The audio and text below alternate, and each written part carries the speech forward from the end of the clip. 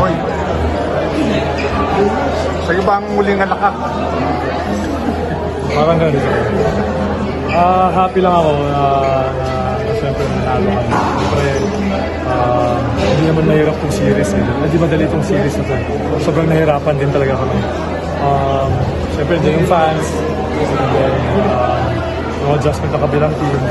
Pero down the stretch, I think we want it more down the stretch. And then, we execute well, we execute our plays. And then, we stick to our defense. And hindi namin pinakawalan, kinuha na namin. Kasi hindi naman nila ito ibibigay. So, yun. Happily, kami yung nanalo. Kami yung nanalo sa series na ito. So, masaya ako. Alam ko maraming malungkot, pero meron talaga, ganun yung basketball, mananalo, may natalo, di ba? Yun lang. So, first championship na since comeback ako. Oo naman, sobrang special kasi looking back, I'm thinking of retiring na rin. Pag interview yung last na-usap natin, I'm thinking of retiring na rin.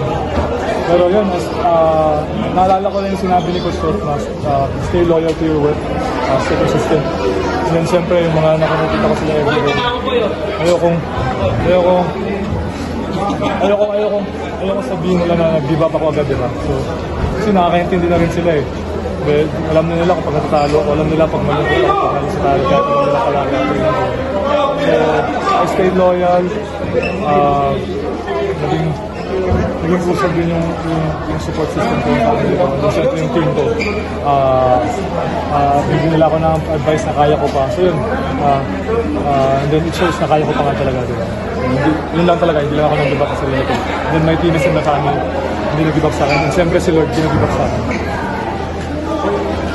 Paano mo ma-describe yung mag-handle mo dun nga sa mga years? Kasi, game fight na dali ko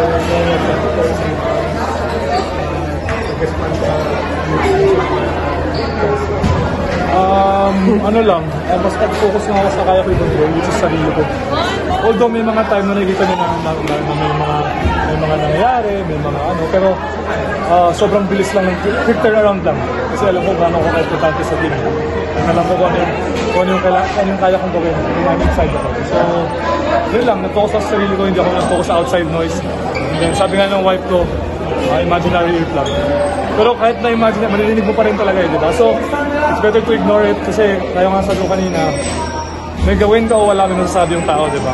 Might as well gawin mo yung tama. May sabihin man sila o wala, at least yung ginagawa mo tama, di ba? So, sa kanila na yun. So, what they gonna say now?